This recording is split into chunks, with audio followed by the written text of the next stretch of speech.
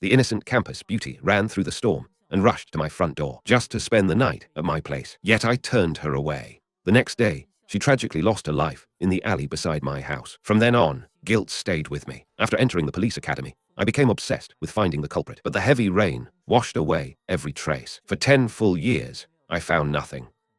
Then, out of nowhere, a flash of lightning sent me back to this turning point of fate.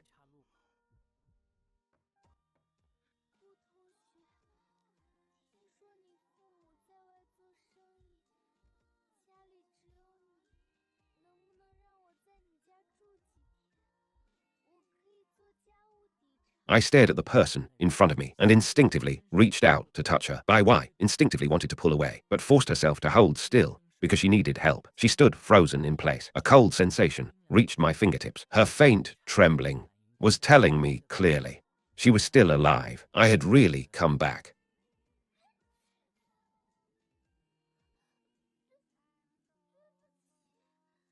Bai Wei hurriedly stepped back, then slipped and fell backward. I reacted quickly and wrapped an arm around her waist, pulling her straight into my arms. Amid the sound of the downpour, a deep silence fell between us. She stayed stiff in my embrace, afraid to move. I quickly let go and stepped back toward the edge of the light. You looked freezing. I just wanted to warm you up a little without thinking. Sorry. It's okay. I moved aside and welcomed her in. Seeing how pale her face was, my thoughts started churning. In my past life, after committing this crime in Xinhai City, the culprit vanished without a trace. This time, I not only had to save her, I also had to use years of investigative experience to expose the real culprit tonight. Bai Wei stood nervously in the entryway, restlessly tugging at one foot. When she saw me turn to get slippers, she became even more flustered. I'll get the slippers dirty. I can just go in barefoot. I'll mop the floor for you later. A man and a woman, alone together on a stormy night, with her clothes completely soaked through, made her feel extremely uneasy. She dug her nails into her palm, forcing herself to stay calm. While my back was turned, she quickly glanced around the room from the corner of her eye. Only after seeing the tea on the coffee table and the messy cardboard boxes did her tense back relax a little. This is for drying your hair. I don't mind. Go ahead and use it. Could I also borrow a change of clothes? My clothes are a little wet. Only then did I notice she was tightly clutching her soaked shirt. Since you need to change anyway, why not take a warm bath first? Otherwise, you might catch a chill. The guest room doesn't have a tub. Use the bathroom in my room. I'll run the hot water. At the thought of bathing in my bathroom, Bai Wei lowered her head in embarrassment and answered in a barely audible voice. The sound of running water came from the bathroom. Bai Wei watched my busy figure and finally gathered her courage.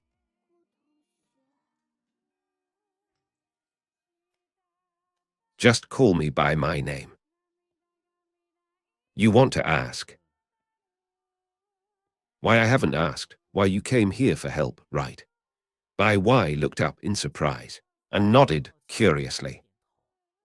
A girl as beautiful as you, knocking on my door in the middle of a storm, must have had a reason you couldn't avoid. Since you don't want to say it, it would be rude of me to keep pressing. After hearing that, Bai Wei's eyes turned red. I only asked because I was concerned. I got up and slowly walked over to her, then suddenly raised my hand and braced it against the wall beside her ear, boxing her in gently. I'm not worried that you have some hidden motive. But aren't you afraid that staying here might give me the wrong idea? Bai Wei leaned against the wall, lightly biting her lip, feeling a warm current spread through her whole body. I trust you. Her beautiful eyes met mine without flinching. That answer immediately ended any room for further testing. Remembering that I still had something important to do tonight, I smiled and withdrew my hand. Go take your bath. Here are some clothes to change into. With your figure, this should work like an oversized dress. Use it for now. I'll wash your clothes and put them in the dryer. They'll be dry soon. Thank you. Bai Wei turned and went into the bathroom. That thank you was partly for giving her shelter and partly for my understanding and kindness. Listening to the water from the bathroom, I smiled and left the bedroom to prepare ginger tea. A little while later, the bathroom door opened. Bai Wei walked out in an oversized sweatshirt, her cheeks lightly flushed from the steam, revealing the fair skin above her knees. I've already set out the slippers for you. Bai Wei slipped into the warmed, fluffy slippers, and much of her shyness faded. The moment she stepped out of the bedroom, she caught the sweet, warming scent of honey ginger soup. I approached with a mug in hand. My gaze briefly passed over the loose neckline of her sweatshirt. My throat moved slightly. Here, have some ginger soup. Bai Wei took the mug and sipped it carefully. Want me to cook you some noodles too? Wouldn't that be too much trouble? What trouble? It only takes a few minutes. You sit first. I'll add 2 eggs for you. I had just started to stand when a small hand tugged me back. I can fry the eggs. I'll help too. We went into the kitchen. My neat knife work surprised Bai Wei. On the cutting board, tomatoes and ham were soon sliced evenly. Bai Wei stepped onto a small stool, rising onto her toes to reach the egg carton on the top shelf. As she moved, the hem of her oversized sweatshirt lifted slightly. I caught a glimpse from the corner of my eye, and my face instantly went red. Bai Wei seemed to notice my gaze, and hurriedly pulled the hem of her sweatshirt down, but she lost her balance on the little stool. I quickly reached out from behind to steady her, only for my hand to brush somewhere it shouldn't have. Her body went soft for a moment, and she fell directly into my arms. The faint sandalwood scent of her hair and the citrus scent of body wash mixed together. We both froze where we stood. Only when boiling soup splashed from the pot was the moment finally broken. I hurriedly pulled my hand back and stepped half a pace away, then placed the strainer into her hand. You stir, I'll get the eggs. As I turned around, I caught sight of my own reddened ears in the mirror. So after all these years, it wasn't that I felt nothing for girls. It was that no one else had ever made me feel this kind of flutter. Bai Wei lowered her head, blushing, and stirred the noodles. The sizzling sound of the pan perfectly covered the pounding of our hearts. The aroma of tomato noodle soup soon filled the kitchen. I carried the noodles to the table, carefully avoiding her trembling fingertips as I set the hot bowl down. Watch whatever channel you want. The moment the TV turned on, Bai Wei suddenly tightened her grip on her chopsticks. The screen was still playing the video I had forgotten to switch away from. The content was way too explicit. I gave an awkward cough and quickly changed to the TV menu, then casually opened Crayon Shin-chan. I almost forgot. Back then, I refused to let the campus beauty in because I was afraid she'd catch me watching this. Thankfully, after so many years, my skin had gotten a lot thicker, so I pretended nothing had happened and changed it away in a flash. Bai Wei also quickly changed the subject. I didn't know you were such a good cook. I gently used a tissue to wipe away the tiny beads of sweat on the tip of her nose. Now that you're sweating, the chill should be leaving your body. Eat slowly. There's more in the pot. She focused on eating her noodles, finishing both the noodles and the soup completely, with a satisfied look on her face. One bowl was enough.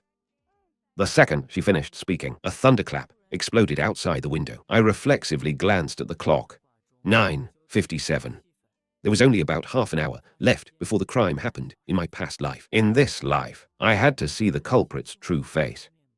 Time was running out. I needed to head near the crime scene and investigate immediately. I brought over a glass of water and a blanket and draped it over her. Since you're full, stay in the living room and watch TV for now. I'll be back in a little while. I'm going out to buy some late-night snacks. I'll be back soon. You're still going out in rain this heavy. It's fine. It's close by. When I reached the door, I suddenly stopped and turned around. I was worried the attacker had planned this in advance and might already be hiding nearby after following her. Remember this before I get back. Don't open the door, no matter who rings the bell. I have a key, so I won't ring the bell after hearing my instructions. Bai Wei nodded obediently like a little cat and wrapped herself tightly in the blanket. As the door closed, she looked at the now empty room curled up on the sofa, quietly waiting for me to return. I opened my black umbrella and stepped into the rain. I glanced at my waterproof watch. It was 9:58 p.m. In my past life, the medical examiner estimated Bai Wei died around 10:30 p.m. My goal tonight was the 24-hour convenience store on the route she had taken in my previous life. Back then, Bai Wei had stopped by the store, and only after eating did she head toward the alley where it happened. Even though she was staying at my place tonight, I still had to confirm whether the timeline would correct itself by having someone else take Bai Wei's place in that tragedy. I would never allow that to happen. On the way, I took out my phone to check the home security camera. On screen, Bai Wei was hugging her knees, curled up on the sofa watching TV. After confirming she was staying put at home, I quickened my pace. The moment I got near the convenience store, I heard a questioning shout. Beside a trash can at the mouth of the alley, a thin figure was curled up on the ground. Several thugs were surrounding him and beating him, aggressively demanding to know what he was hiding. The person pinned down on the ground was gripping a light grey handkerchief with all his strength. A small tin box had fallen nearby.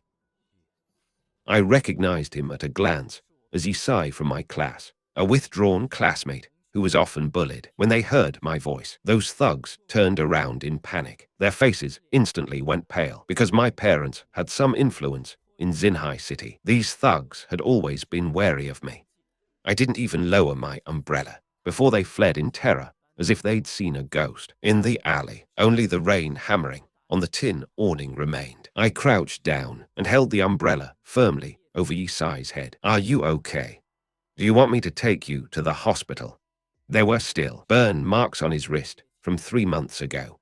I reached out to help him up, but he recoiled as if shocked. The tin box hit the wall, and several crayons and half a bag of cat food rolled into the muddy water.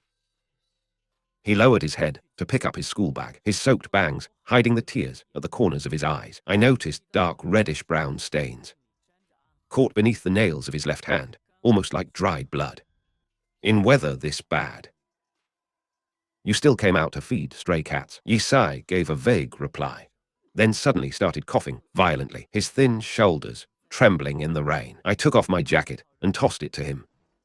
"Put it on. Isn't your mom away on another business trip? If you get sick again, who'll take care of your little brother?" Just then, a surveillance image from my past life flashed through my mind. Back then, outside the convenience store, Bai Wei seemed to have seen something before walking toward the alley where the incident happened. The moment I saw Yisai, I understood at once.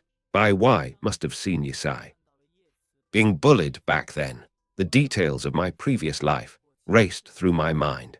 If in that previous life, Bai Wei left the convenience store to stop this bullying, then the sight of her soaked through in the rain could very easily have caused the thugs' bullying to escalate into harassment. I tried hard to recall Yisai's expression from my past life. His injuries had been much worse then, yet he showed little reaction to Bai Wei's death. That meant, in my previous life, he had probably risked everything to hold off the thugs, so Bai Wei wouldn't be dragged away by them. If they weren't the ones responsible, then the real culprit had to be someone else. After reasoning it out, I immediately locked onto one key clue: the weapon.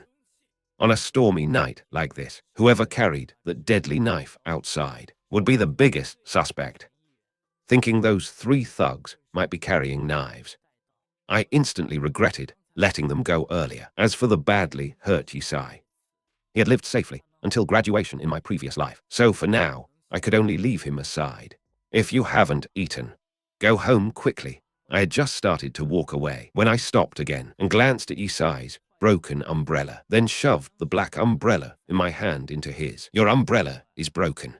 Use mine. I still have something to do, so I can't walk you back.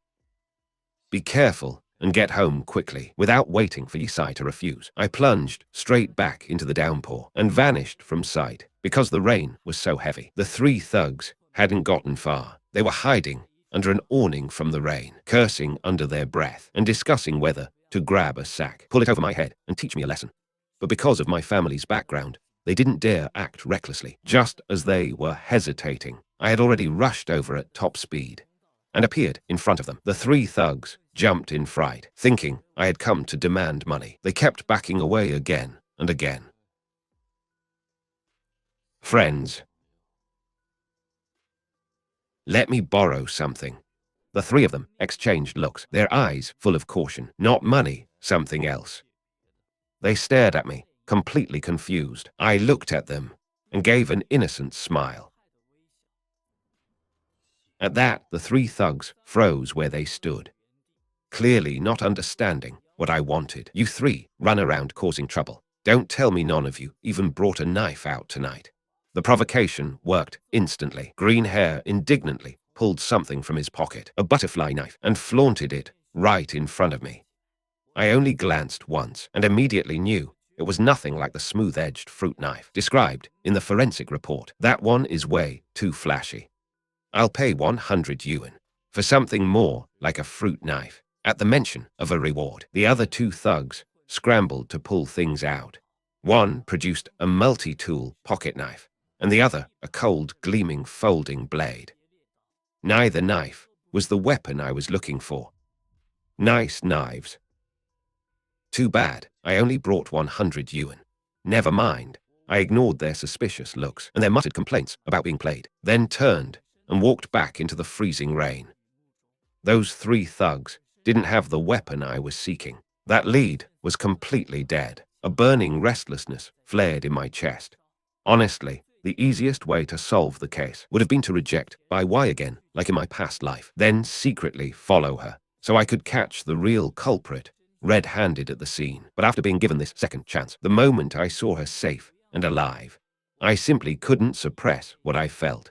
I would rather search blindly, like looking for a needle in the sea, than ever put her life at even the slightest risk again. I returned to the convenience store to buy an umbrella. The kind cashier handed me a clean towel, so I could dry the rain from my hair. I thanked him and wiped away the water, then put my phone into a waterproof pouch. After that, I retraced Bai Wei's actions and route from my previous life, and once again stepped out into the raging storm beneath an umbrella. The moment I entered the curtain of rain, the violent wind nearly snapped the umbrella ribs. I trudged through mud and shattered glass, and finally reached the blind spot of the surveillance cameras. This was exactly the place repeatedly mentioned in the trace analysis report from my past life. My waterproof watch gave off a faint glow, showing 10:17 p.m. A sudden gust of wind rose and flipped my umbrella inside out. I simply abandoned it, letting the icy rain pound down over my head and face. My phone vibrated inside the waterproof pouch. Leaning against the damp brick wall,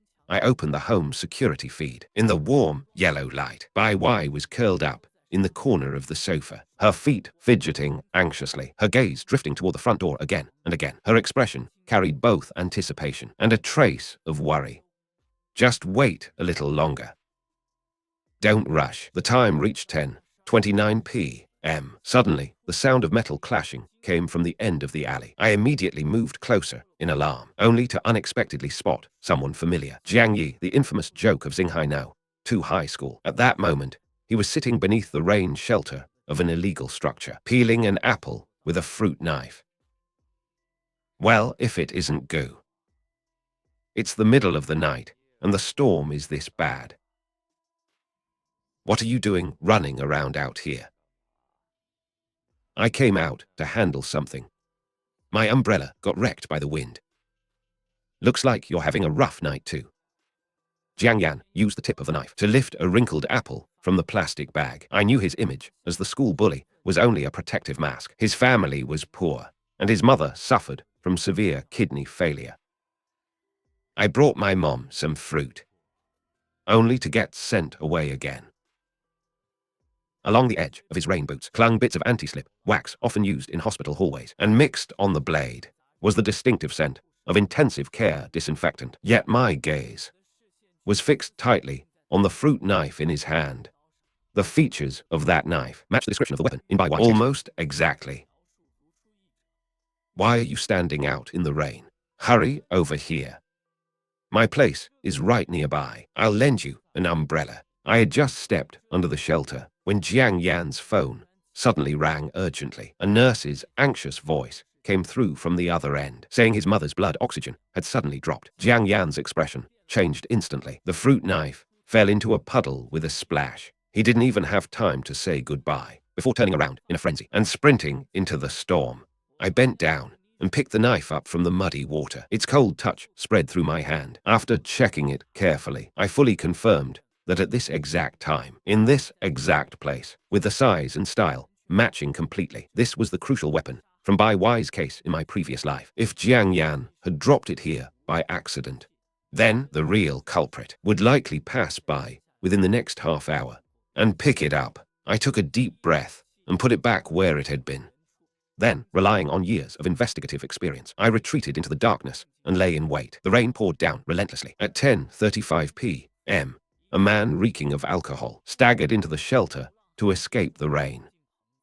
He kicked over an empty can, his cloth shoes caked with mud, then stumbled heavily against the knife handle, driving the blade deep into the mud. Afterward, he tottered away with half a bottle of liquor in hand. At 10:47 p.m., a delivery rider slammed on the brakes nearby, accidentally stepped on the knife, and fell hard. He got up cursing, then kicked the blade into a crack beside the drainage ditch. Mud instantly covered the entire knife. The time reached 10:55 p.m., with the knife buried under sludge. It had become extremely unlikely for anyone to notice it by accident. There were only a few minutes left before the estimated time of Bai Wei's death in my previous life. Suddenly, a figure in a black raincoat, wearing a face mask, flashed out from the end of the alley. He hunched his back and walked straight toward the knife, hidden under the mud. The moment he crouched down, every muscle in my body tightened like a drawn bow. Just as he reached out and grasped the handle, a striking chemical burn scar was clearly visible on the wrist exposed from his sleeve. I stepped out sharply from the shadows, and in the dim light, finally saw the face beneath the raincoat. It was actually Bai Wei, the famous good-natured chemistry teacher of Xinghai now.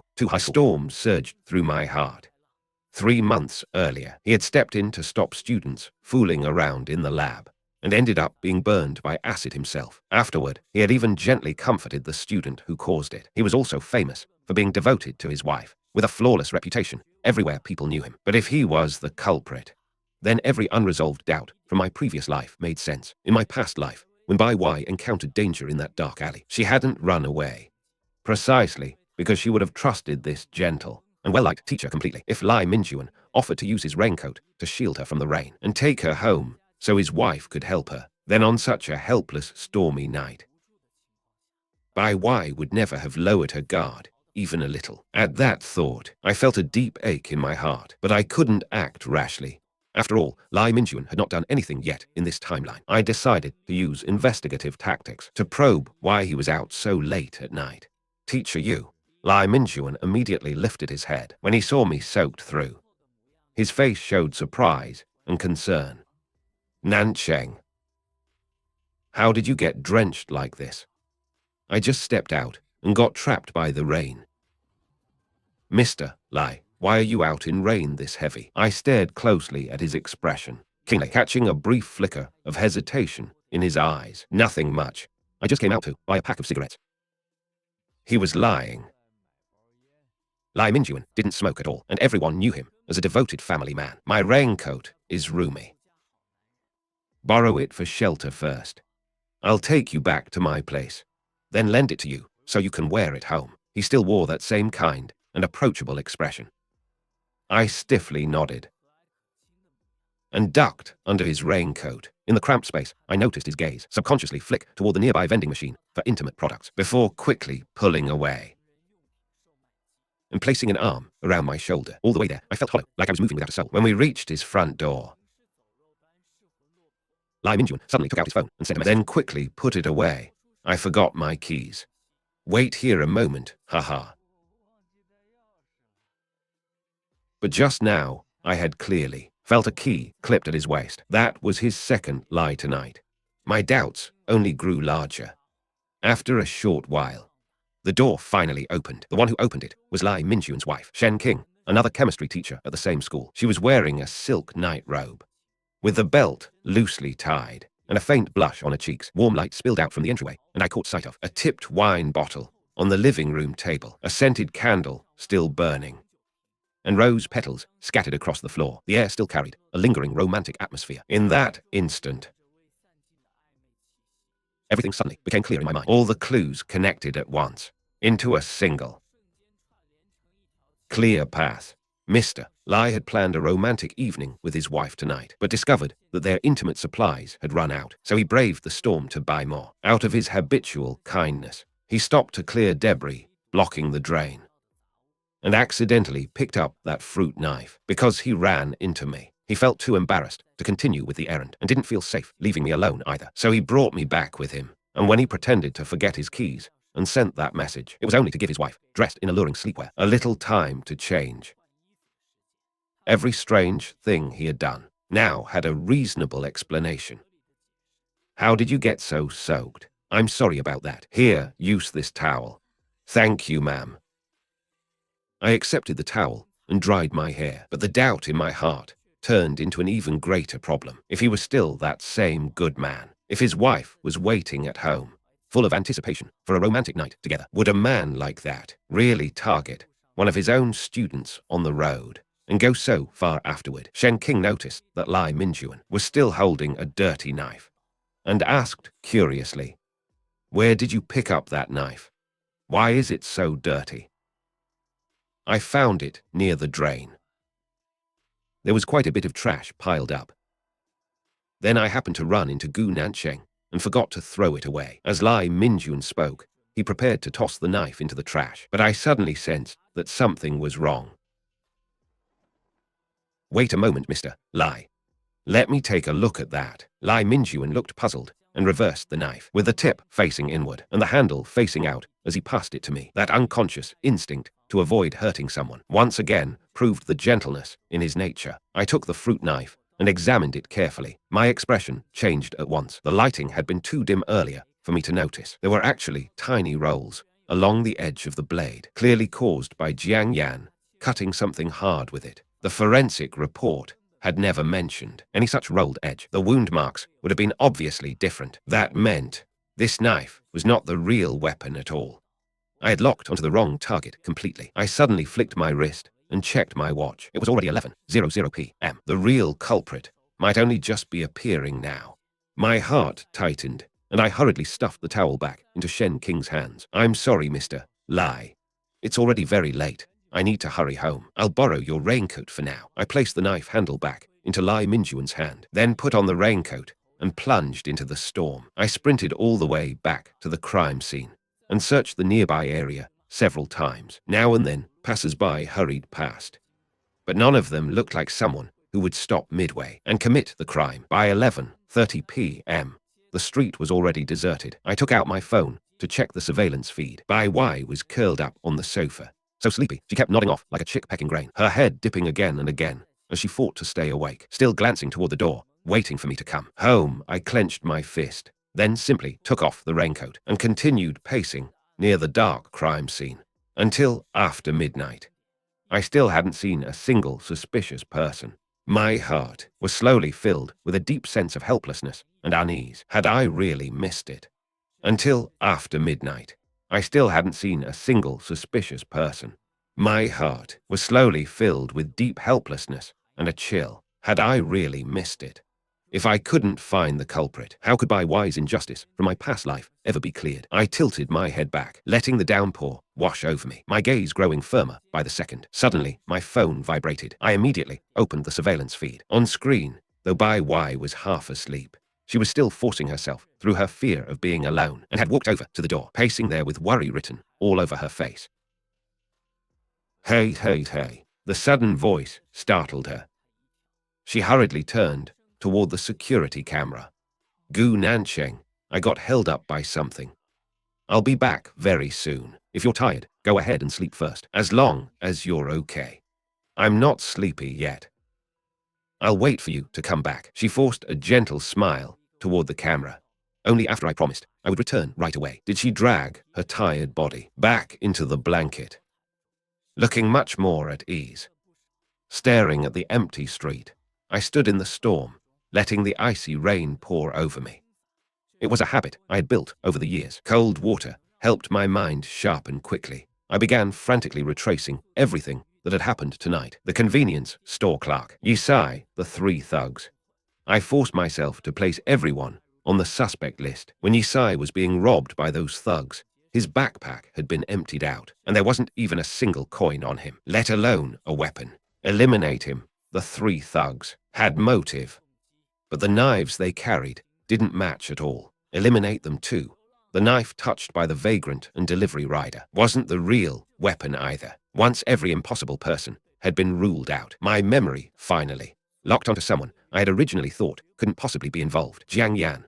Jiang Yan had rushed toward the hospital because his mother was in danger, leaving his knife behind at the scene. But what if his mother's condition stabilized quickly? Half an hour would have been enough for him to run back from the hospital. And if, on his way back, he realized the knife was missing, then went to a nearby shop to buy another fruit knife.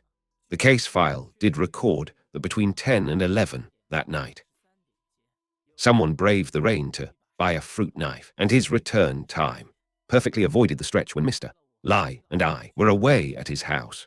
After sorting through the entire timeline, Jiang Yan's suspicion suddenly magnified without limit. Verifying this theory would be simple. I just needed to go knock on Jiang Yan's door right now. If he was already home and had truly bought a new knife, then his suspicion would be essentially confirmed. Following my memory, I reached the area near his house, and my heart sank sharply. The lights in his home were actually on. I took a deep breath and knocked on the door. The door opened. Jiang Yan stood there shirtless, with a towel draped over his head. Old Gu.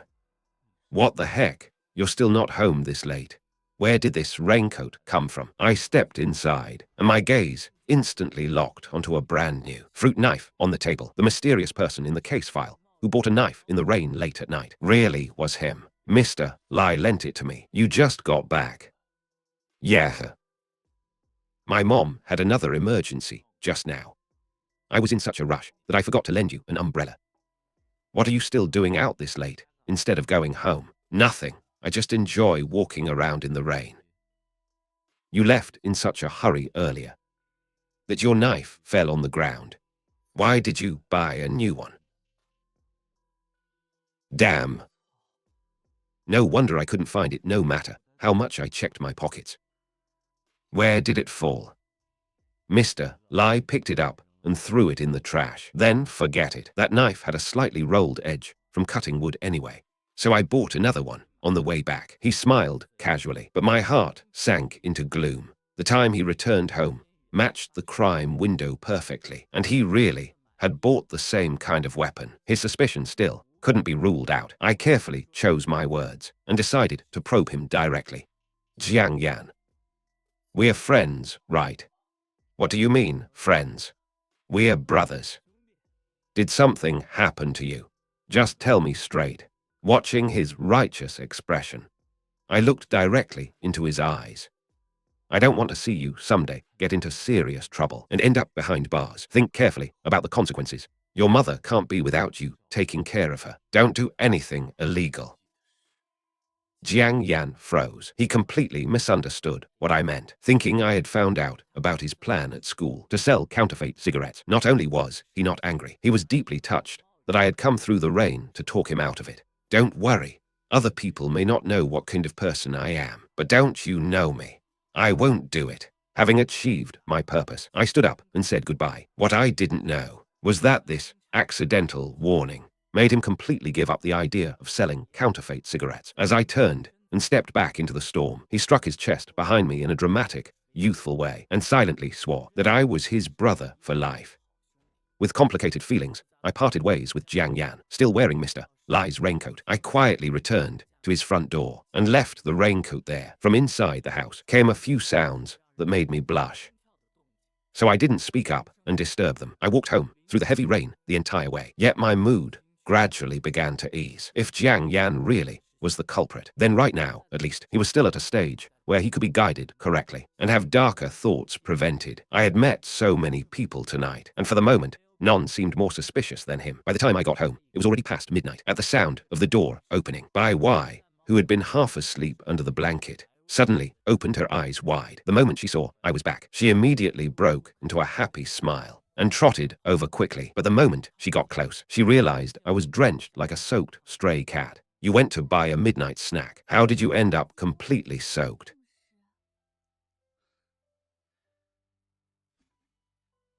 The wind and rain were too strong. My umbrella broke, and the food got blown away too. So you don't get to eat any. You need to go take a hot bath right now. Otherwise, you'll catch a cold. Seeing her face full of concern, I smiled. The guest room bed is only a hard wooden frame. Nothing has been set up there yet. Tonight, you can either make do on the sofa or squeeze in with me. I'll sleep on the sofa. I'm joking. You sleep in the bed. I'll take the sofa. Let me take a bath first. I didn't want to soak the floor that had just been mopped. So I simply stood in the living room and took off my rain-soaked clothes.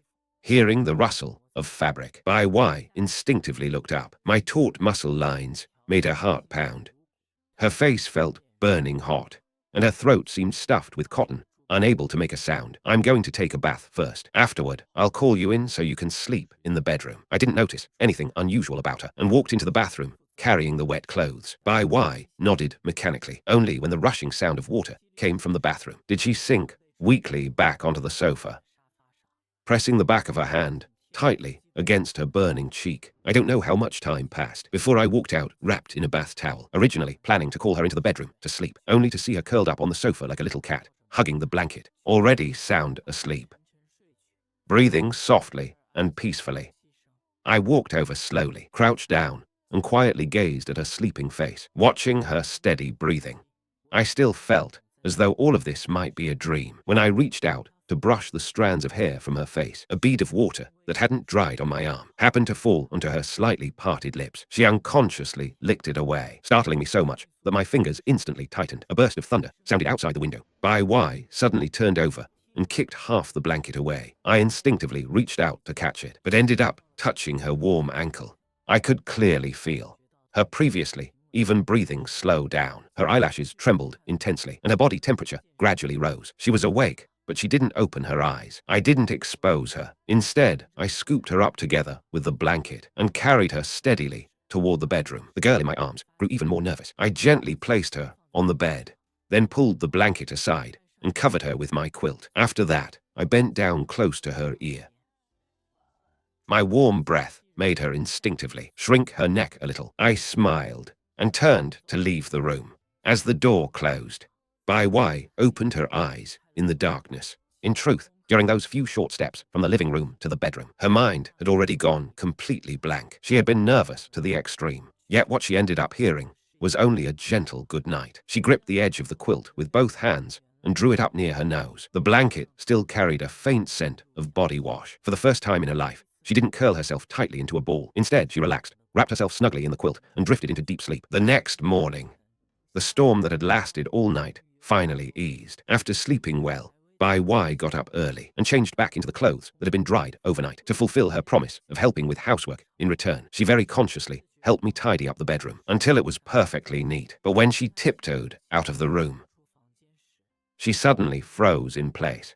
I had been far too tired the night before, with only a bath towel around my lower body and a blanket over me. I had passed out on the sofa. At that moment, my back was facing her, but the towel that should have still been wrapped around me had somehow slipped completely onto the floor. Bai Wei's little face instantly flushed bright red. To shift her attention away, she skillfully used the ingredients in the fridge to make sandwiches and warm milk. Yet her mind kept uncontrollably flashing back to the embarrassing scene from just now. Just as Bai Wei placed breakfast on the table, I also woke up on the sofa. Still caught between sleep and waking, I instinctively reached toward the bedside table for my service weapon, but only touched the cold glass of the coffee table. I suddenly braced myself on my left hand and sat up. The old injury in my left shoulder from chasing dangerous criminals didn't send even the slightest stab of pain. I pressed my temples, then frowned and adjusted the fallen towel. The skin before my eyes instantly clashed with the body in my memory. The scars from past fights were gone, replaced by a smooth, youthful body. I woke up completely. I really had returned to 10 years earlier. I suddenly turned toward the open bedroom door, and my heart skipped a beat. Only when I saw her busy figure in the kitchen did I sink heavily back onto the sofa and finally let out a long breath. Thank goodness it wasn't a dream. She had truly survived that stormy night. In my previous life as a criminal investigator, I had carried endless guilt and exhaustion and had never enjoyed even a single day of ordinary youth. Now she was still here, and my own youth had returned as well. This time, I decided to live my life properly. Gu Nancheng, get up and eat. I've already made breakfast. I don't know whether it suits your taste. Bai Wei peeked out from the dining area and called softly.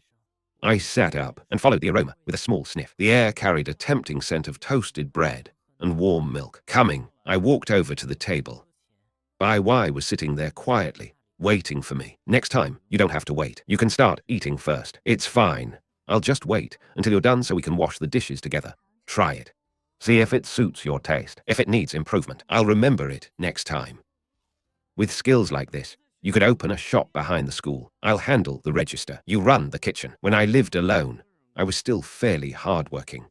But if I live with you, I'm afraid I'll be spoiled into a lazy pig. Ha ha. Bai Wei cupped her cheeks with both hands, her smile becoming brighter and brighter. I bit into the sandwich. The warm fried egg and melted cheese slid across my tongue. It tasted surprisingly good. I pulled out a tissue and casually wiped away a tiny spot of grease from the tip of her nose. The tips of Bai Wei's ears instantly turned rosy red, and she shyly lowered her head to stir the milk in her cup. After breakfast, I was about to clear away the dishes when my hand happened to touch hers as she reached over. That hand was soft, yet noticeably cool. Bai Wei insisted on taking over all the chores and swiftly cleaned the kitchen until it was absolutely spotless. The moment she came out, she began looking around for more work to do.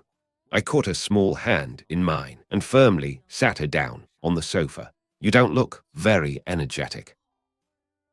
No housework for the next 2 days. I'm the host, so you have to obey my order and rest properly. Otherwise, I'll have to throw you out. Bai Wei was intimidated by my words and obediently nodded. Come shopping with me later. Today I'll buy you a few new outfits. And afterward, you can go home to pick up a change of clothes. At the mention of home, her expression showed obvious resistance and discomfort. No need. If you don't have money for new clothes, put it on my tab first. With principal and interest, you'll have to work here as my maid for quite a while. And if you still can't repay it, I won't let you leave. Bai Wei naturally heard the wish for her to stay behind my words. A warm current brushed through her heart, and she finally revealed a gentle smile. Then she softly agreed. Where do you usually buy clothes? Usually at that second-hand clothing shop around the corner behind the school. 50 yuan is enough for a full set, but I disinfect everything carefully. I boil it with soap water 3 times and dry it thoroughly in the sun every time. Her soft voice carried a trace of restraint, as though she feared I might look down on her because of it. I suddenly remembered a place. The clothes there are quite good. When I suddenly took her hand, Bai Wei stumbled half a step, her forehead lightly bumping against my shoulder blade. She didn't pull away and simply let me lead her until we stopped before a glass display window at the corner. The tailor shop's wooden door stood slightly ajar. A bell chime and the lazy sound of a record player blended together. Bai Wei looked at the expensive clothes displayed in the window and nervously tugged at Gu Nancheng's sleeve. Everything in here looks expensive. The shop owner is an old classmate of my mom's. She specializes in student customers. It's not expensive. Come in without worrying. I pushed open the door. The shop was filled with a warm scent of freshly pressed cotton. Zhu Yi behind the counter lifted her head, her gaze landing on our joined hands, and fine smile lines appeared at the corners of her eyes. What a pretty girl. Nancheng, did you bring your girlfriend to pick out clothes? The tips of Bai Wei's ears turned bright red. I noticed her nervousness and gently let go of her hand. Aunt Zhu, help her choose a few outfits for the change of season. And a few sets of personal basics too. Pure cotton, class or quality. Zhu Yi smiled and pulled Bai Wei around the room. The fitting room curtain only covered her from the neck down. Bai Wei felt as if she were somehow still exposed to my sight, and shyly shrank deeper behind the clothing racks. I moved to sit by the window, absent-mindedly, flipping through a sample booklet. Yet the teasing voice from behind the curtain still reached her ears clearly. The lace style really isn't necessary. Listen, dear, a woman should dress to please herself. What you wear underneath only needs to be something you personally like. This set would absolutely make that brat Nancheng lose his composure. You'd like it. And he'd like seeing it too.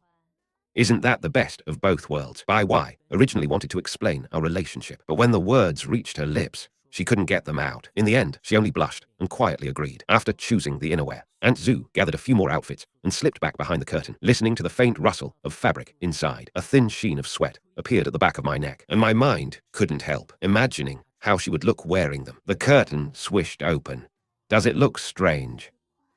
Bai Wei pinched the hem of the dress and turned halfway around. Morning light wrapped her in a translucent, honey-colored glow, and the skirt swept out in an elegant arc. My throat moved heavily. I suddenly stood up and helped her straighten the shirt collar. The second button was fastened wrong. My fingertips accidentally brushed the skin near her neck, and I pulled my hand back as if shocked. Then I grabbed a straw hat nearby and placed it on her head to hide my awkwardness.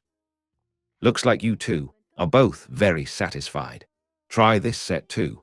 The curtain lifted again. The lightly sheer linen fabric outlined the girl's silhouette in the morning light. For a moment, I couldn't look away. Zhu had excellent taste. Every outfit she picked fit beautifully. Seeing her getting more and more into it, I hurriedly spoke up to stop her. Okay, Aunt Zhu, don't pick any more. My card is about to give out. What are you afraid of? Go ask your mom to reimburse you later. She'd be thrilled to spend money on her future daughter-in-law. I thought you two had already made things official. I gave a wry smile and begged her again to keep quiet. Zhu cheerfully gave us a friendly 90% discount. At checkout, she packed the innerwear separately, then leaned close to my ear and whispered, "Your little girlfriend has a wonderful figure. Aunt Zhu has already confirmed it for me." I coughed awkwardly and handed over my credit card with burning ears.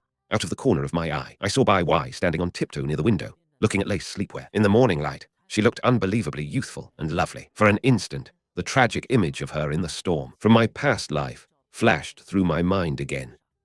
I clenched my fist sharply and silently swore in my heart, as long as I was alive in this lifetime, I would protect this precious happiness before me with everything I had. With the clothes taken care of, only bedding remained. I walked ahead, carrying the shopping bags, while Bai Wei lagged a few steps behind, sneaking glances at me from the corner of her eye. Inside one of the shopping bags, the mint green lace trim fluttered lightly in the breeze. The home goods store is on the 4th floor. Pick whatever you like later. You'll be the one sleeping on it in the end. At that moment, we looked just like a young couple out shopping. She carried a touch of nervousness and sweetness. As we entered the bedding store, the warm yellow lighting made everything feel soft. I pushed the cart along beside her, watching her bend down to choose, and briefly felt like newlyweds furnishing a home together. Would this be too expensive? Expensive? If you like it, try it first. I took down a silk comforter and placed it in her arms. She smiled, but said nothing, while I crouched by the shelf, comparing the fillings. She quietly put back the 4-digit priced silk comforter and picked up a cheaper light green wash cotton set instead. This one feels pretty nice. Nice? What do you mean? The texture is so rough. I realized she had backed away because of the price, so I stood up and lightly tapped her forehead. Good bedding can improve sleep quality. And besides, once you're no longer staying in the guest room, we can wash it and leave it for future guests. It's fine to buy the better one. The double meaning in we, and no longer staying in the guest room, made her hear something else entirely. She froze slightly. Come try the support on this mattress. Before she could react, I pulled her into the fluffy silk comforter and tucked a memory foam pillow behind her head. My hand, over the fabric, lightly supported the hollow of her waist. Bai Wei sank into the soft bedding, her cheeks faintly pink, feeling as though the air around her had turned sweet like honey. After buying everything, she stared at the comforter in the cart and softly said thank you. Thank you, Gu Nancheng. I suddenly stopped walking, and she bumped lightly into my back. From now on, you don't need to say thank you. Actions are more convincing than words. Before you get the chance to repay me, nothing is allowed to happen to you. She seemed a little startled, but still nodded obediently. Let's go. We're heading home. After paying, I left the address so the store could deliver everything, then carried the clothes and took her home. As we passed a little dessert stall at the street corner, the sweet scent of osmanthus fermented rice drifted through the air. I bought a steaming rice cake, blew on it, and held it near her lips. She took a small bite. A bit of sweet osmanthus syrup clung to the corner of her mouth, so I casually wiped it away with my thumb. Is it good? It's sweet and fragrant. Next time, I'll take you to the snack street. There are even more good things there. Listening to my promise, she gazed at my back with deep affection. I didn't know that in her heart, she had always remembered the promise we made in the park when we were children. By the time we bought toiletries and returned home, the bedding had already been delivered. I was kneeling on the guest room floor, fitting a duvet cover, while Bai Wei stood nearby, holding a new pillow. Let me do it. I'll handle it. I'm afraid you'll sew yourself into the quilt. I shook out the freshly bought bedsheet, then turned and draped it over her head like a curtain. From now on, this entire bed, this whole room is yours. Until you get tired of living here. Those simple words struck the deepest part of her heart at once. She suddenly turned away, and I keenly noticed a faint sour note in the air. Her shoulders were trembling unnaturally. She was crying, perhaps. It was the first time she had ever felt what it meant to have a home. To ease the mood, I deliberately joked. Don't get moved too soon. I'm still going to charge you rent, as usual. You can stay, of course. But you'd better think carefully about how to repay the debt. Hearing that, Bai Wei wiped at the corners of her eyes and turned back around. Her eyes were slightly red, yet her face bloomed with an incredibly bright and radiant smile. I had just finished helping Bai Wei settle everything in and lain down on the sofa to catch my breath when the doorbell suddenly rang sharply. Bai Wei instinctively took a step back in fright. After the tragedy of my past life, my nerves had long been stretched to their limit. I didn't dare be careless in the slightest, terrified that the person outside might be the hidden culprit. I sprang to my feet and pulled her firmly behind me to protect her. Nancheng, I'll get it. Sensing my excessive protectiveness, Bai Wei was a little surprised, yet a trace of sweetness rose in her eyes. I approached the peephole as though facing a major threat, only to discover that the person outside was actually Jiang Yan, the biggest suspect I had currently locked onto. On this same day, in my previous life, Jiang Yan had never come to my home. The timeline had changed, and this sudden visit made my alertness spike instantly. I pressed down my racing heartbeat and opened the door. Jiang Yan, why are you here? Can't I come by for no reason? The wind and rain were awful last night, and you got drenched so badly. I was afraid you'd catch a cold, so I specially asked my mom to teach me how to make a warming soup. For you, seeing the thermos in his hands, I finally understood. It was my going out into the storm last night to advise him that had moved him and caused this butterfly effect. Looking at this boy in front of me, full of loyalty toward his brother. For a moment, I didn't know how to react. I really do feel a bit stuffed up. Then hurry and drink 2 bowls while it's hot. Jiang Yan was just about to step inside when he suddenly saw Bai Wei behind me. He paused, his eyes flicking back and forth between us instantly. Bai Wei, you know him. Got it, got it. Hello, sister-in-law. Looks like I came at a bad time today.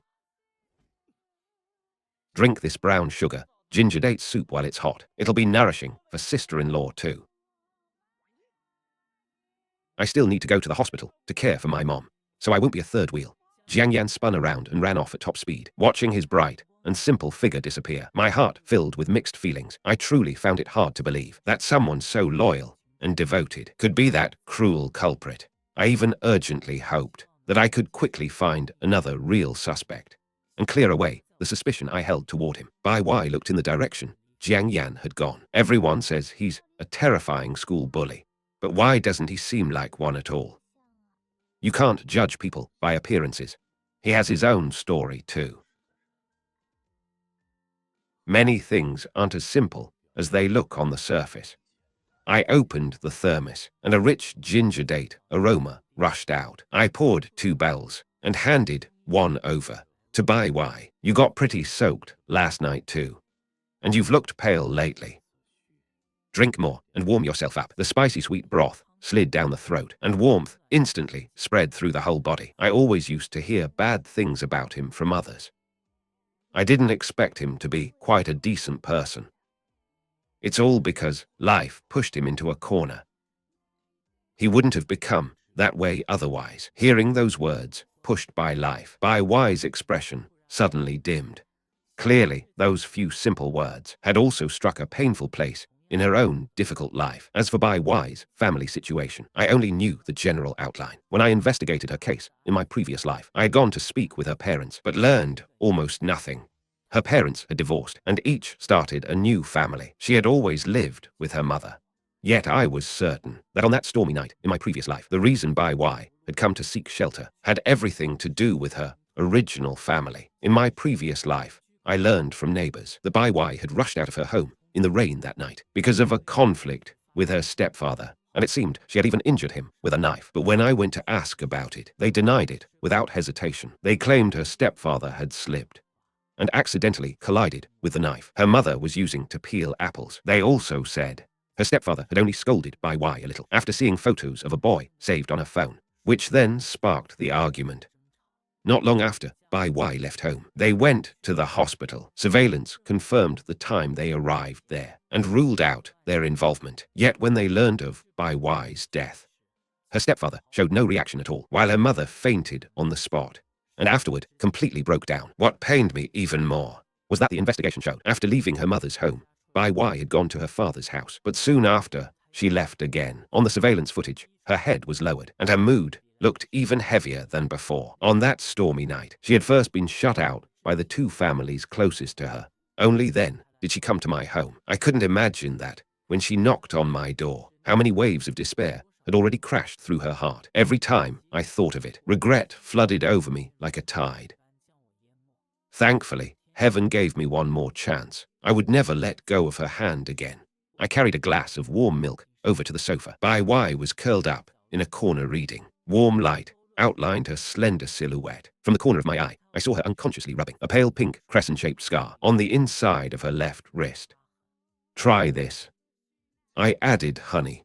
I placed the glass into her hands. She had just been about to say thank you, but remembered what I had told her and swallowed the words back. Amid the soft scent of milk, I noticed that she was actually reading the divination book I had casually left on the bookshelf. Planning to become a fortune teller. That's right. Once I learn it, I'll read your fortune. She gave a playful smile. While the two of us were talking, outside the window, there suddenly came the sharp sound of a car slamming on the brakes. Bai Wei's back stiffened instantly, and the milk nearly spilled. I quickly grasped her trembling hand. After confirming nothing had happened outside, I sat back down beside her and gently held her hand. Don't worry. You still owe me a debt. Before you pay it off, no one can take you away. Bai Wei, who had just been startled, heard that, and her heartbeat grew even faster. Once you've learned it, calculate whether we're compatible. I'm afraid you'll bring misfortune to your creditor. When Bai Wei heard that, her little face turned rosy at once. She had secretly compared our birth charts long ago and found them surprisingly compatible. What universities are you considering? I have a few ideas, but I haven't decided yet. What about you? Mine is simple. Wherever you apply, I'll apply too. You owe me a huge debt. If I don't follow you every step of the way, and you run off, I'll suffer a total loss. Bai Wei slowly traced circles with her fingertips on the cup, looking into my smiling eyes. A sweet ache rose within her. I want to apply to Jinda University or the psychology program at Kyoto Medical University. Those two schools aren't easy at all. What made you want to study psychology? The image of a mother losing her mind suddenly flashed through my head. Could it be that her mother had already suffered from mental illness before? Bai Wei opened her mouth, but ultimately gave no explanation. That's a good major. It can also help strengthen your mental resilience. I'll work as hard as I possibly can. Then I'll tutor you. She looked at me in surprise. My current class ranking could only be considered average, while she was among the very best. What, you look down on me? Hey, you're lying. Whenever you lie, you don't dare look people in the eye. And you pause when you speak. I know that. To her ears, those words meant that I had secretly been paying attention to her all along. The sweetness in her heart instantly surpassed the milk. To prove myself, I brought over 5 years of college entrance exams, 3 years of practice, and briskly completed several pages, fast and accurately, in truth, in my previous life, to get into the People's Public Security University and pursue the real culprit. I had studied almost obsessively. These problems had long since been carved into my soul. Watching the elite student ability I had kept hidden, admiration flashed through Bai Wei's eyes. Doesn't that mean I'll owe you another tutoring fee too? What if I can never pay it back? Then hurry up and owe me properly. Write me an IOU. I took out paper and pen and handed them to her. I had only meant it as a joke, but she actually accepted them, lowered her head, and began writing seriously. I originally wanted to see what she would write, but Bai Wei only wrote the words indenture contract and debtor Bai Wei, leaving a huge blank space in the middle. She smiled and handed the paper back to me. The conditions in the middle can be filled in by you, my creditor. Then doesn't that mean I can ask for anything I want? Then what kind of service would you like? My dear creditor. She smiled mischievously. I suddenly leaned close to her ear, my warm breath brushing behind it and making her feel ticklish. Forget the service. I do have one order. Tonight. Bai Wei swallowed nervously. At midnight, you must be asleep. And tomorrow, you're not allowed to get up before 7. I'll make breakfast tomorrow. She looked at me in surprise. Then warmth filled her heart, and she smiled brightly. As you command, my dear creditor. After night fell, under my strict order, Bai Wei obediently went to bed. I poured her a glass of warm milk. It's okay to lock the door. Then I withdrew, but she looked at the doorknob, and in the end, didn't lock it. Back in the living room, I finally let out a long breath. In my previous life, to numb my self-blame, I threw myself into casework and even refused the easy post my mentor had arranged for me because I feared that if I ever slowed down, I would think of her. Now that I had returned to 10 years earlier, she had been saved, and I had finally been released from that burden too. After giving myself a round of mental reassurance, I fell into a deep sleep. In my dream, I returned to a corner of the park from my childhood, where a porcelain doll-like little girl was sobbing. Why are you still crying when you're already this big? I'm not crying. Did they bully you? I'll make them apologize to you. The little girl hurriedly grabbed him and said it had nothing to do with anyone else. Young Gu Nancheng took out the clean handkerchief his mother had prepared and gently wiped away her tears. Why are you staring at me like that? She blinked her watery eyes adorably, and the little girl finally burst from tears into laughter. My name is Gu Nancheng. I come here to play often. If anything makes you unhappy in the future, you can come find me. As his mother called for him, the little boy ran off into the distance. The alarm clock suddenly blared, and I opened my eyes sharply, muttering to myself about why I had suddenly dreamed of childhood. At the very same moment, Bai Wei had also fallen into that dream of the park. My mom is going to leave me. Stop crying. I thought it was something serious. Both my dad and mom left me, and I didn't cry. Little Bai Wei looked at him in surprise. She hadn't expected this little boy to be so strong. She wrapped him in a tight hug and started comforting him instead. What will you do if your mom and dad leave you? I'll live with grandpa and grandma. The adults said they'll come back after they finish what they need to do. I heard that after moms and dads leave, they'll get new families. And then they won't want me anymore. I'm so scared. The little boy helped wipe away her tears again and took her hand. Then come to my house. My house is pretty big. I heard my parents say they wanted a daughter. We could become one family. Those innocent childhood words made little Bai Wei burst into tears all over again. So there was still a place in this world where she could belong. Yet after that, he never came again. She left behind a note filled with gratitude, pressed down at the place where they often met. At the end of the dream, Bai Wei watched his departing back, and at some point, Tears had filled her eyes. I knocked on the guest room door and woke Bai Wei. On the dining table, I had specially made red date, red bean, quaseed, and lily porridge to help nourish her strength. Watching her sip the porridge carefully like a little cat, afraid of the heat, I couldn't help staring. "Why are you looking at me like that?" I suddenly realized you look a lot like someone. When I was very young, I met a little girl. We played together for less than half a month before she moved away. I think you really resemble her. She didn't say goodbye to you. Hearing Bai Wei's question, I fell into memory, not in person. I only knew she had left. After seeing a worn-out little note. The note had been damaged by rainwater, and only half of it remained. I looked at Bai Wei and felt more and more that she resembled that little girl. I asked whether she had ever met a little boy in a park when she was young, but she only smiled playfully and told me to guess. At that moment, Bai Wei was visibly becoming happier. She finally understood that when I heard her name back then and showed no reaction, it was because the note with her name had been torn apart, and once she learned I had actually remembered her all along, she unusually chose not to give me the answer directly. "I guess you're not her, because you're much prettier than she was." Watching her little face instantly turn red, I smiled smugly. After breakfast, I got ready to take her out to buy a phone. After all, I couldn't keep her tied by my side 24 hours a day. At the same time, I was figuring out how to ask my mom, who was far away, to lend me some money. After buying clothes and high-end bedding the night before, my credit card limit had already bottomed out. I had just messaged her to borrow 5,000, but unexpectedly, Mom directly transferred 50,000, looking at her message saying, "If it's not enough, tell Mom, date properly."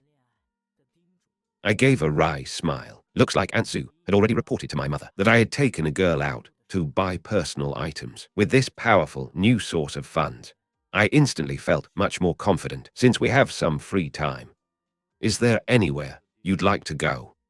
I want to walk around the park in the old district. The old district park. Wasn't that exactly where I met that little girl years ago? Combining what she had just said with the background of her parents divorcing and rebuilding families, and connecting it to her habit of avoiding eye contact and pausing when she lied.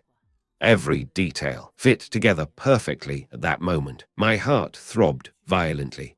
In my previous life, after she died, my world had fallen into darkness, and I had no room left to recall childhood. But now, thinking back carefully, she was that little girl from all those years ago. That park is perfect for flying kites. Let's buy one on the way. Fly it first, then go stroll through the snack street. Okay, I've never flown a kite before.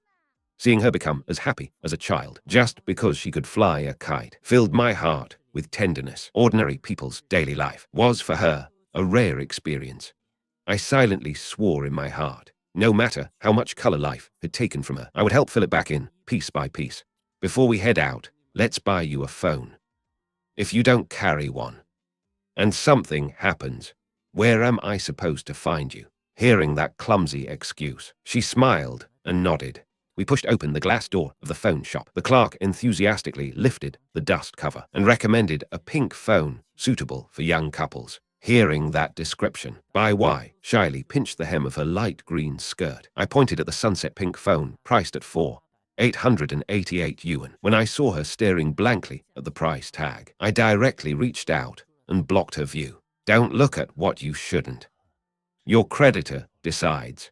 The clerk brought over a display phone and invited us to take a selfie. The camera frame briefly caught my side profile. Bai Wei flusteredly pressed the shutter, but the picture captured only a stray corner of the frame.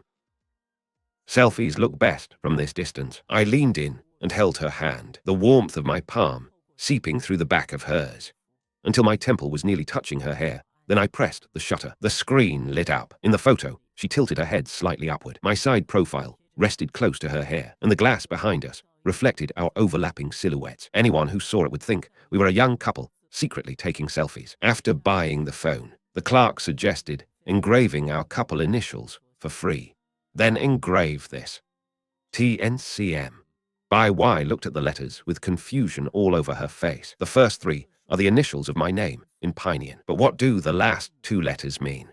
As we walked out of the shop, she was still thinking about it in a daze, and almost tripped over the threshold. I reached out and caught her steadily in my arms, the light fragrance from her hair lingering near my nose. Watch where you're going. Silly girl. Just tell me already. Otherwise, I won't be able to stop thinking about it. She rarely tugged at my sleeve and acted coquettish. Okay, you win. I'm your creditor. Means master. Of course, it can also be translated another way. Bai Wei suddenly understood. Then she seemed to think of some other meaning. And her heartbeat sped up at once. Her pretty pink face turned bright red again, seeing Bai Wei blush all over. I secretly laughed to myself. Those two letters, she must have thought of my man. I chose not to expose that layer of meaning. That shy, hopeful little girl's heart made her look especially moving in that moment. The bus swayed slowly toward the old district, the place where our childhoods had overlapped. I took out one earbud and gently placed it in her ear. Have you heard this song before? Zheng Zhihua's Don't Cry. My dearest. I really like it. In that instant, a flood of memories flashed through my mind. In my previous life, I had listened to this song countless late nights while mourning her tragic fate. That lyric about blooming like a night flower at its most beautiful moment, only to fade away, felt almost like a prophecy of her destiny. Through the earbud came an ethereal, sorrowful cover version. As Bai Wei listened, tears silently slid down her cheeks. I didn't know that in my previous life, she had countless times wanted to give up on living, and that the shadow of that little boy from childhood had supported her all the way to the present. The tears she shed now were her farewell to the gloomy self she had once been. I was lost in sorrow when a soft hand gently touched my cheek. Bai Wei's eyes were filled with aching concern. Just like when we were children, she suddenly drew me into a tight embrace in a soft voice. The warmth from the young girl's back overlapped with that little girl in the park who once comforted me, and I did not pull away, letting time stand still in that moment. Morning sunlight poured through the bus window, driving away the gloom that had weighed on our hearts for so long. After getting off the bus, the breeze in the old district carried the clean scent of camphor leaves. The breakfast shops nearby, the bicycle bells, everything was exactly the same. We walked into an alley to buy a kite, and Bai Wei followed closely behind me, like a curious child. We stopped in front of a kite stall, and she fell in love at first sight with a peach-pink butterfly kite. Young couple want one each. This blue one matches perfectly if we each fly one. How am I supposed to find a chance to hold a little hand? The shop owner froze at my joke, while Bai Wei covered her mouth and laughed softly, her original awkwardness easing quite a bit. The spring breeze brushed our faces. I ran ahead with the kite, demonstrating how to launch it, speed up and run faster. Under my guidance, the butterfly kite finally rose on the wind. Bai Wei lifted her face toward the sky, her eyes shining with a light I'd never seen before. Want to try? I handed the spool to her. The wind suddenly grew stronger, and she staggered. I naturally wrapped my arms around her from behind, my warm palm settling over the back of her hand, our fingertips overlapping lightly as I caught the faint jasmine fragrance drifting from her hair. Nancheng, I remember when you were little, you always said clouds looked like cotton candy and wondered what they tasted like. Now I found something even more similar. It's you.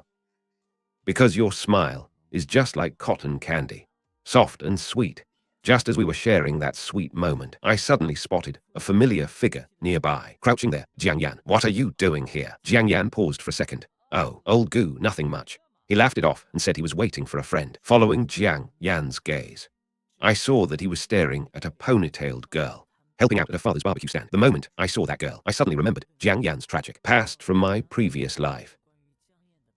In that life, Jiang Yan and this girl had fallen in love. To dispel the prejudice her father held because of his reputation as a school bully, Jiang Yan worked incredibly hard.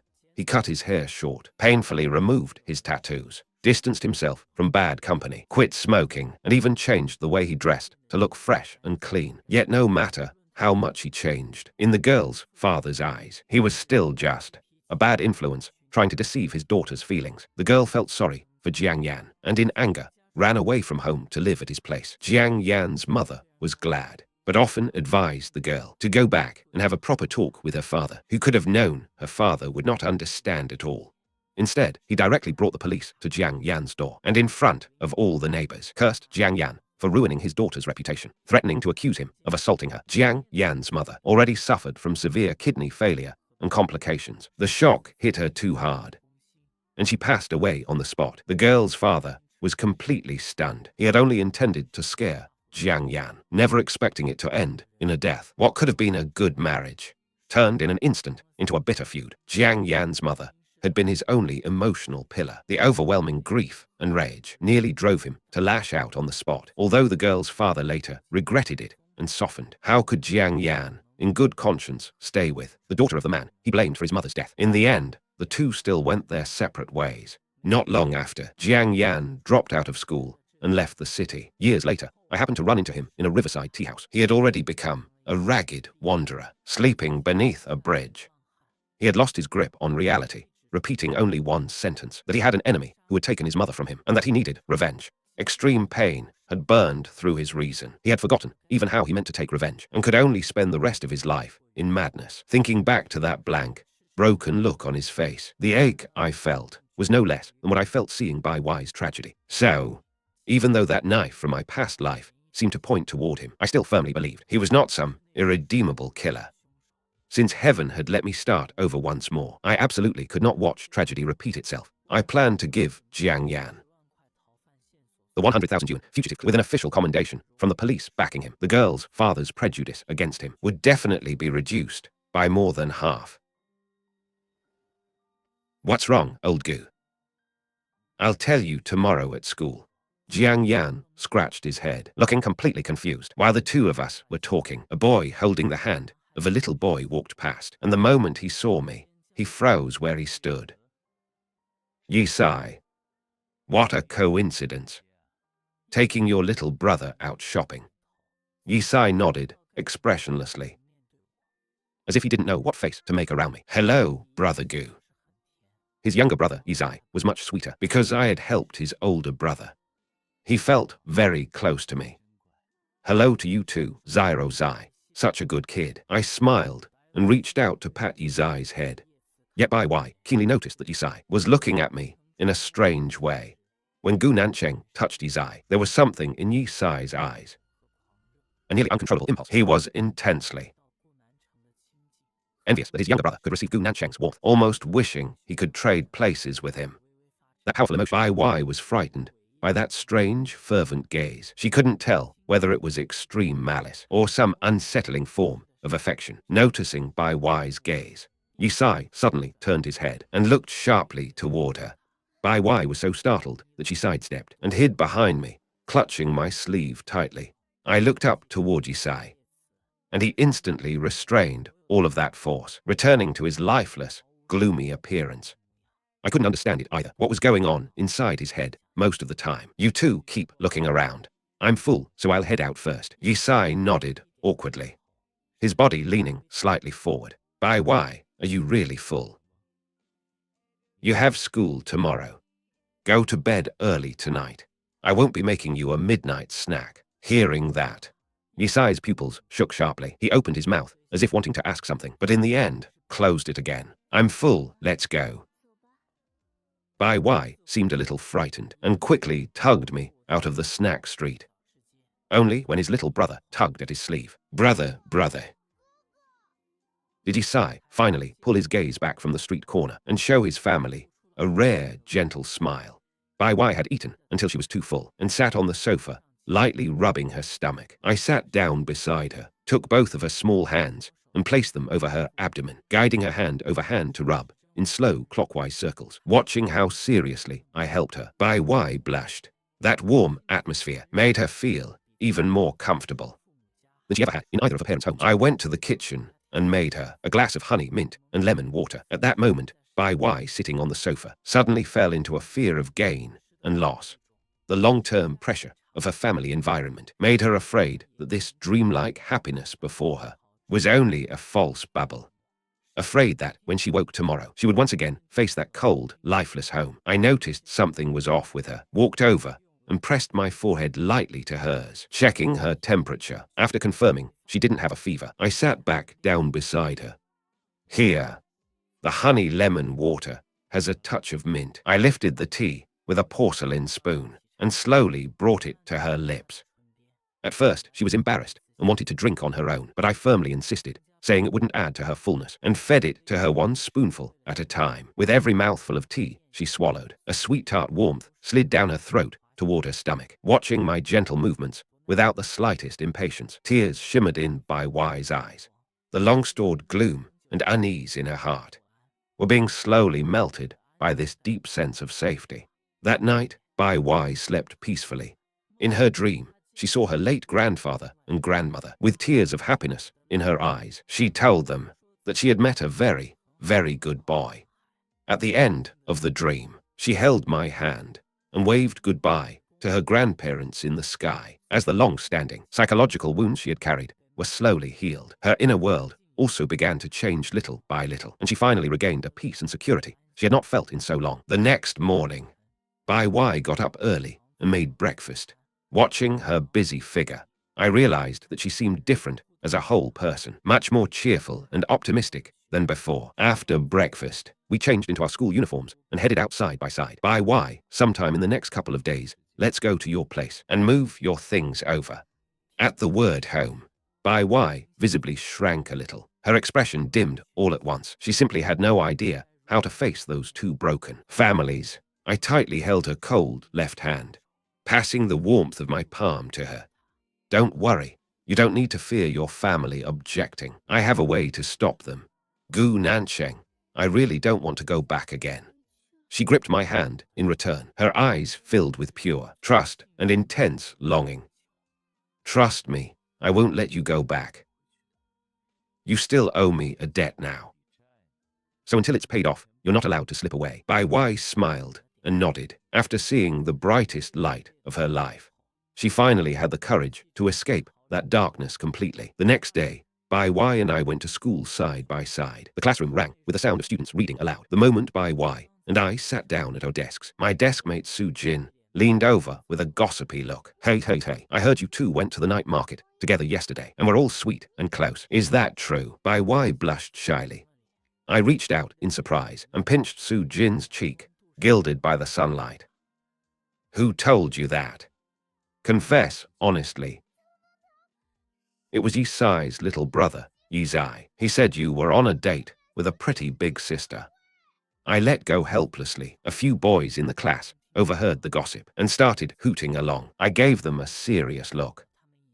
Only then did everyone settle down and return to morning reading. Just then, a middle-aged woman, who still retained her elegance, suddenly appeared at the classroom door. I took one look and realized she was Bai Wei's biological mother. The instant she appeared, Bai Wei's body stiffened sharply, and she instinctively turned toward me for help. The homeroom teacher walked to the doorway and exchanged a few words with her, then turned back toward the classroom.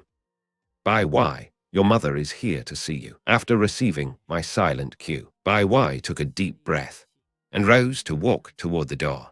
The moment she stepped outside, her mother immediately put on an apologetic expression and spoke briefly with Teacher He. Teacher He tactfully returned to the classroom. I remained in my seat, looking through the window at Bai Wei standing not far from the doorway, her eyes lowered the entire time, her lips pressed tightly shut, letting her mother talk endlessly across from her. After quite a while, her mother seemed to drop one cold remark, then turned and left directly. Only that morning, because of my promise, Bai Wei had regained a trace of vitality. But when she returned to her seat, her mood had visibly sunk to rock bottom. She looked up at me uneasily. I didn't ask much. I only gave her a firm and meaningful smile. Seeing my smile, her tense shoulders finally relaxed slightly, and her expression gradually calmed a bit. Bai Wei, what did your mom want from you? Nothing, just some family matters. Adult matters. Kids shouldn't pry. Once morning reading ends, I'll take you to the school shop and treat you properly. For now, behave and read your book. I lightly tapped Su Jin's nosy little head with my book, smoothly helping Bai Wei out of the awkward moment. But inwardly, I had already begun calculating my next move. Since the shadow of her original family clung to her everywhere, I had to gain more standing, to stay openly and honorably by her side. When morning reading was about to end, I walked straight to the podium and quietly made a request by the teacher's ear. At your age, you should still put your studies first. Teacher, how about we make a bet? In this week's final exam, if I can rank in the top 10 of the class, you agree to let me switch seats and sit beside her. At the words top 10 in class, teacher, his calm eyes instantly lit up. She wasn't old-fashioned. If you can turn teenage affection into motivation to work harder, that actually counts in your favor here. I admire your courage. Fine, as long as you make the top 10. I'll agree. I smiled, and Pinky promised her. Back at my seat, I immediately opened my English book and started reviewing almost obsessively. My deskmate Huang Mao looked at me like I was some kind of monster, as if wondering what had suddenly gotten into me. I ignored him, because I knew this was a battle I had to win. As soon as morning reading ended, I fulfilled my promise and took Bai Wei and Su Jin to the school shop. Su Jin picked 10 yuan worth of snacks, trying to avenge herself for the cheek pinch that morning. Seeing that Bai Wei was still low-spirited, I took a lollipop from the shelf and handed it to her. Eat something sweet to boost your sugar. Your mood will get better. Remember what I said this morning. After school, I'll resolve everything. Bai Wei gripped the lollipop and took several deep breaths, finally giving me a bright smile that was no longer forced. The moment we walked out of the shop, I saw Jiang Yan lounging carelessly on the flower bed, his eyes fixed on a ponytail girl not far away, who was helping at a barbecue stand. He was so absorbed in watching her that he didn't even notice us approaching. If you keep staring like that, someone's going to mistake you for a stalker sooner or later. Jiang Yan snapped back to himself and stammered out, "Old Gu," when he saw us. "Hello, sister-in-law." Bai Wei blushed again at once. I told Bai Wei and Su Jin to return to the classroom first, then sat down beside Jiang Yan. Since I happened to catch you, let your brother give you some advice. When chasing a girl, there's only one key word: sincerity. But what worries me isn't whether Danwen accepts you. It's her extremely traditional father. He definitely won't like your current school bully look. Jiang Yan immediately looked miserable. In my past life, it was precisely because of that stubborn prejudice that Jiang Yan's mother suffered a fatal shock and passed away, while Jiang Yan eventually fell into madness. This time, I absolutely could not let tragedy repeat itself. I have a way to make him see you differently.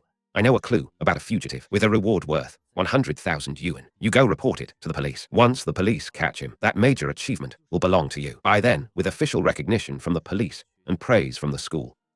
If Danwen's father still nitpicks your appearance, you can say you dressed that way to assist the investigation by blending in among troublemakers as part of the plan. He'll definitely see you in a new light. Damn, old Gu, that plan is solid.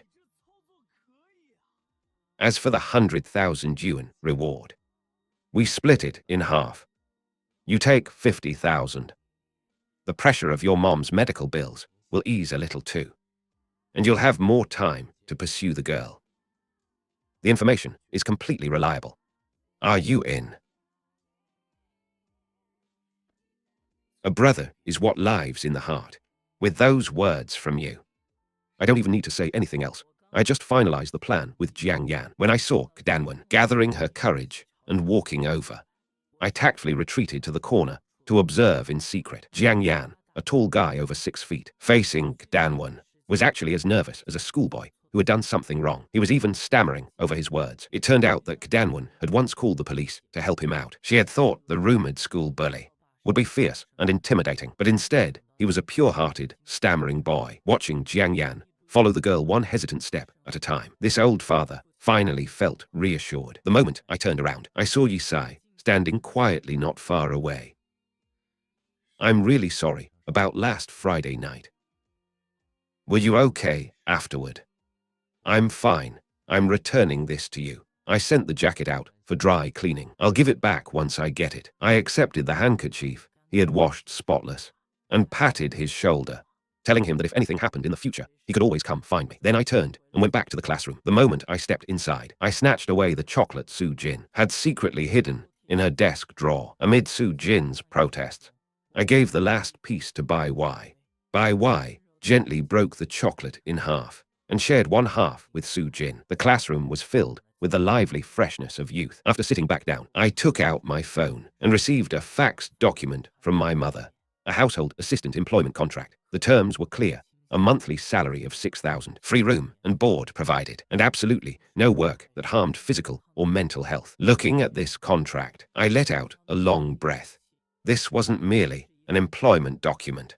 It was a legal shield I had tailor-made for Bai Wei. As long as she signed this contract, it would prove she was already 18 and had a salary sufficient for independent living. Her parents' guardianship would no longer be something they could use to interfere with or abuse her. Since those two families couldn't give her warmth, then I would use lawful means with my own hands to pull her out of that dark mire.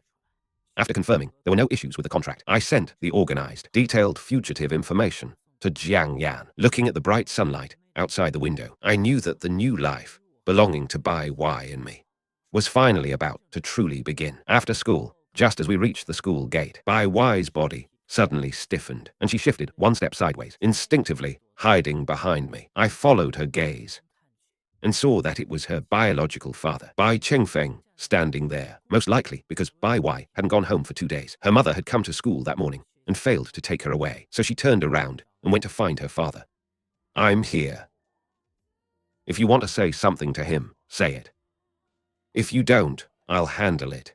You don't need to worry about anything." Bai Wei's pale cheeks looked like softly crumpled rice paper in the spring breeze. She drew in 2 deep breaths and gradually relaxed her tense body, then continued walking forward with me. We deliberately ignored Bai Chengfeng and walked straight out of the school gate, but we hadn't gone far when hurried footsteps came chasing from behind. "Bai Wei, wait. Your mother said you haven't gone home for 2 or 3 days. What exactly is going on?"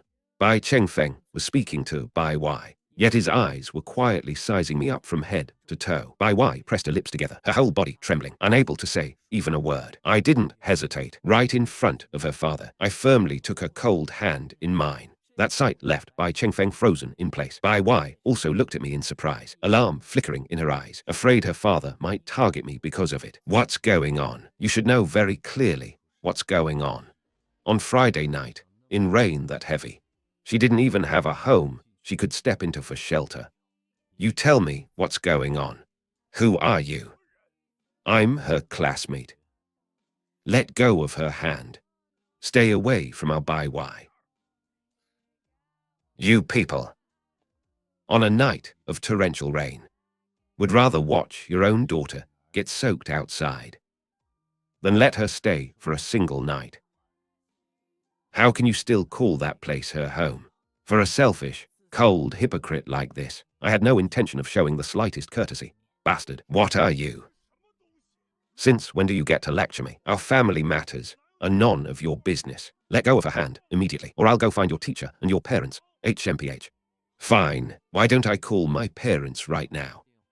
And if you want to listen, they can lecture you too while they are at it. I really don't mind. You're wronging a young girl. If you still don't let go, I'll call the police. Making a false police report can get you detained. The state authorities are not your private bodyguards. I advise you to calm down, sir." Bai Chengfeng couldn't win the argument, so he reached out directly, trying to drag Bai Wei away by force. My gaze turned cold, and I seized his wrist in one swift motion. The restraint techniques I had learned in the police force in my previous life made my strength far beyond that of an ordinary high schooler. Bai Chengfeng let out a muffled groan of pain. "I'm only going to say 3 things to you now. Listen carefully. First, Bai Wei's custody belongs to her mother. You have no right to forcibly control or touch her. So take your hand away.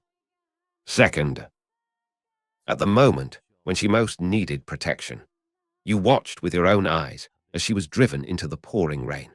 What? Right, and what face do you have to stand here, pretending concerned today? Third, she is already an adult, and she has the ability to support herself. She doesn't need your charity. If there's nothing else, we are going to lunch." Goodbye. After saying that, I forcefully flung his hand away. "If you dare keep harassing her, I'll go hang a banner outside your company and let your co-workers and supervisors all hear how you turned your biological daughter away on a night of torrential rain. I imagine that would damage your reputation quite a bit. I had struck precisely at the lifeline of a selfish person like him. Bai Chengfeng froze completely in place, unable to answer me at all. On the walk home, Bai Wei kept lifting her eyes to look at me. She felt I was both familiar and unfamiliar, carrying a maturity that didn't belong to a high school student at all. Sorry, Bai Wei. I lost control of my emotions for a moment just now and went off on your father without thinking. I didn't consider your feelings. I suddenly felt a little regretful. After all, that was her biological father. My directly confronting him like that might have left her stuck painfully in the middle. I'm very happy.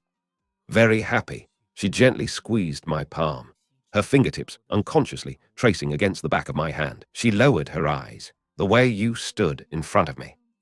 The way you spoke up for me without hesitation. Even though you're only a high school student, you still dared to confront my father face to face. I'm truly very happy. She lifted her head. Only then did I realize that at some point, tears had already streamed down her face. I took out a handkerchief and gently wiped the faint redness around her eyes. If you're happy, why are you crying? She didn't answer. She only looked at me and bloomed into an incomparably radiant smile. Those tears carried complete release from the past, and even more, the joy of rebirth. Silly girl, crying 1 second and laughing the next. But there's nothing wrong with crying. Only when you can smile afterward. Is it truly healthy? Listening to my gentle words, Bai Wei felt that sharp, not long lodged in her heart, had finally melted away completely. After we returned home, I scooped from the rice cooker 2 full bowls of taro and pork rib rice. That's too much. I can't finish it. There's one kind of hunger, called your employer thinking you're hungry. Don't worry, eat. Even if you grow to 200 pounds, you'll always have a place to stay here. If you really do gain weight, at worst, I'll become your devil coach and help you slim down. Don't torture yourself over your figure. Girls are cutest with a little softness to them. Just like Su Jin. Her cheeks feel so nice to pinch. Then if I get all chubby too. Won't you tease me by pinching my cheeks every day? I wouldn't bear to. Besides, you're my employee now. If I bully you, that counts as workplace harassment. You could report me to the Labor Bureau, and I definitely couldn't afford the compensation. We don't even have a contract. What would I use to report you? Who said we don't? I set down my bowl and chopsticks, walked over to the fax machine, and handed a document to her. Your contract has been ready for you for ages. After dinner, sign your name. Bai Wei looked at the name on the contract in surprise. Your parents. You told your mother. This had to be handled through her to be legal. Did she say anything else? She did. She said that if you can't take good care of me, she'll fire you. Especially this clause, taking care of my daily life. For example, if the bed is too cold at night, you'll be responsible for warming it up for me. That's obviously an unfair clause. Special services like that cost extra. Seeing that she was no longer awkwardly shy like before, and had even learned to joke with me, I couldn't help laughing out loud. This contract of freedom had finally brought her completely under my protection. The air around the dining table held a warm sweetness. Bai Wei stared at the paper on the table. At first, she had thought this was only one of my casual jokes, but then she discovered that every clause was detailed, so formal it was hard to believe. No way, you're not really planning to pay me according to this salary, are you? Once it's written down and signed in black and white. Of course, it has legal force. If I don't pay, you can sue me later. And I could be liable for several times the amount. That won't do. Maybe we shouldn't write this contract after all. Watching her anxious reaction, I slowly took a sip of milk, already having a plan in mind. This contract isn't just the two of us playing house in private. Its real purpose is to deal with any trouble your parents may cause in the future. At the words, your parents, I keenly noticed her shoulders tremble almost imperceptibly, her eyes full of confusion. My parents, HMPH. What do they have to do with this? Although you've just become an adult, before you have a stable income, you are still under their absolute control in practice. But according to Article 18 of the Civil Code, as long as you have a stable income sufficient to support yourself, you are regarded as having full capacity for civil conduct. I quickly unlocked my phone screen, pulled up the relevant legal provision, and handed it to her. Simply put, as long as this job exists, you have the right to refuse any forced interference from your parents. If they pressure you, you can use the law to protect yourself. Is that really true? Outsiders could never imagine how that invisible, bloodless emotional coldness at home had once pushed her toward such despair. At this moment, looking at the legal text, I finally saw the haze in her eyes disappear completely, replaced by a vitality I had never seen before. Now you understand the benefits, right? After we finish eating, behave and sign your name. But 6,000 yuan a month is really too much. My mom only earns 3,000 a month. I could never do a housekeeper's job well enough. How about cutting it in half? Silly girl, you eat my food and live in my home. In the end, won't I recover this money from you anyway? That number is just there for outsiders to see. The money all ends up being mine in the end. Then I'm relieved, seeing her relax at once and start happily shoveling down the pork rib rice, as if even the grains of rice had become deliciously sweet. I couldn't help teasing her again. I'm kidding. I won't reduce a single cent. If you think it's too much, then all our household expenses can come from your salary from now on. Let me fully enjoy the feeling of being kept. Sure. I, Bai Wei, promise that from now on, I'll use my own salary to support Gu Nancheng for life, food and drink included. Record this as proof. After dinner, she happily signed the contract and even hummed a light tune as she forcefully chased me out of the kitchen, put on gloves, and cheerfully started washing the dishes herself. The living room returned to silence. I suddenly remembered the calming herb I brought back from Grandma and Grandpa's place. The elders said that placing it beneath the pillow could help someone sleep more soundly. Yesterday had been so busy that I had forgotten. I walked into the guest room. The bed had been made with meticulous care, and the air held a faint, clean fragrance.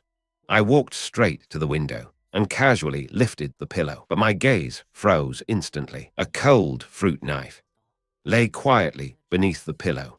My pupils contracted sharply. This knife was almost a perfect match for the weapon the medical examiner had inferred. In her case, from my previous life, this was absolutely not a knife from my home. From the moment she wandered here through the storm, she had kept this knife tightly with her the entire time. Countless scenes from my previous life exploded wildly through my mind. The possibility that it had been self-inflicted was completely ruled out because the wound angle had been entirely wrong. But if the weapon itself had originally been carried by her, then all those people I had ruled out before, simply because they hadn't been carrying a weapon. Yi Sai, who had been bullied, the thugs, the passing vagrant, the delivery rider, even any person who had merely brushed past her. If the weapon had been on her own person, then anyone who passed through that area that night could have seized it and committed the crime. Every deduction I had made before was overturned all at once in that moment.